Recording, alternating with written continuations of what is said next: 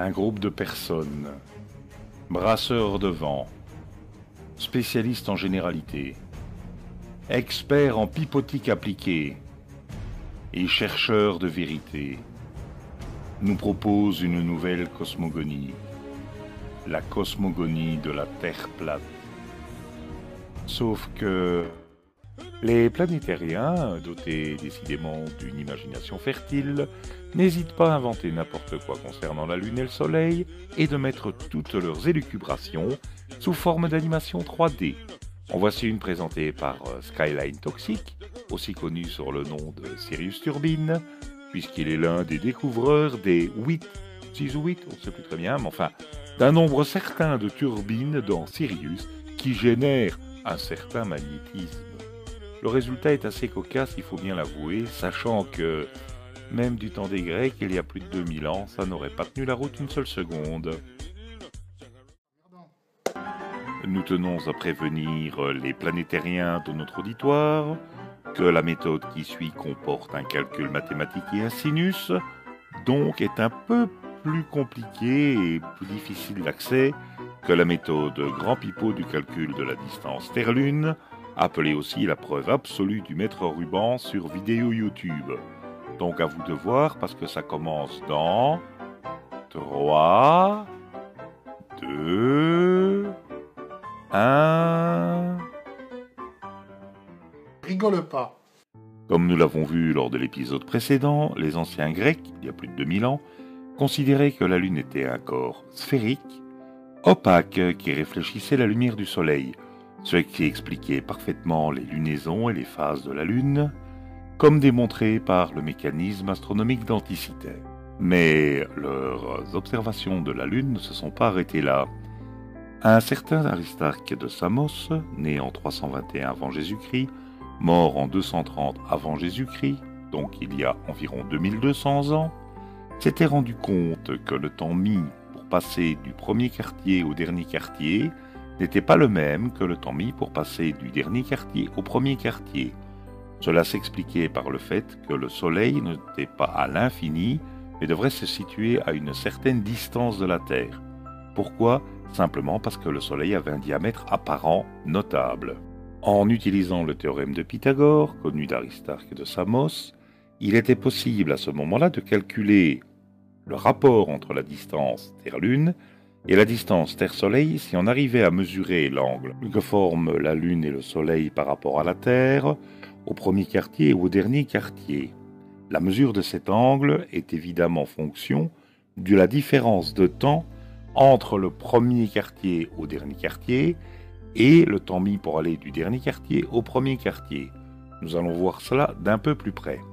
Le temps mis pour passer du premier au dernier quartier est de 14 jours, 18 heures et 35 minutes, soit 21 275 minutes. Le temps d'une lunaison complète est de 29 jours et 12 heures, soit 42 480 minutes. On constate que le temps mis pour passer du premier au dernier quartier, 21 275 minutes, n'est pas la moitié du temps mis pour une lunaison complète de 42 480 minutes. Pour calculer la valeur de l'angle A, on la calcule de la façon suivante. 360 degrés que multiplie le rapport 21 275 divisé par 42 480 moins 2 fois l'angle A, et ce doit être égal à 180 degrés. En faisant le calcul, nous avons 360 fois 0,5 0082 moins 2A égale 180 degrés, soit à dire 180,2967 degrés moins 2A égale 180 degrés. Ou encore, 2A égale 0,2967 degrés, donc A égale 0,2967 degrés divisé par 2, soit un rapport de 0,1484 degrés. C'est un angle très petit, mais il nous permet quand même de faire le calcul du rapport de la distance Terre-Soleil. Le sinus de l'angle A est égal au côté opposé que divise l'hypoténuse, soit la distance Terre-Lune divisée par la distance Terre-Soleil. Si nous posons que la distance Terre-Lune égale 1, nous avons que la distance Terre-Soleil égale 1 que divise le sinus de l'angle A, soit 1 que divise le sinus de 0,1484 degrés, soit à dire 1 divisé par 0,002589, ce qui donne un rapport de 386,3377 fois la distance Terre-Lune.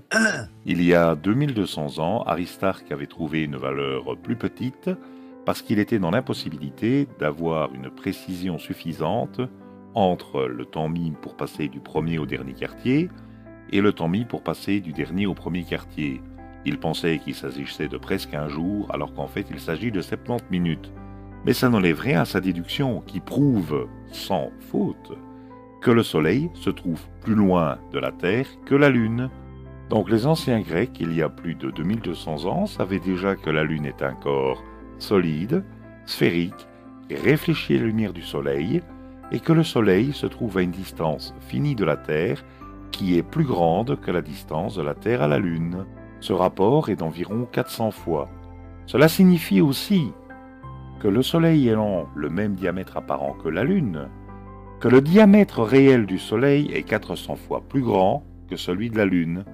Donc il suffirait de pouvoir calculer par un moyen simple le diamètre de la Lune pour connaître le diamètre du Soleil.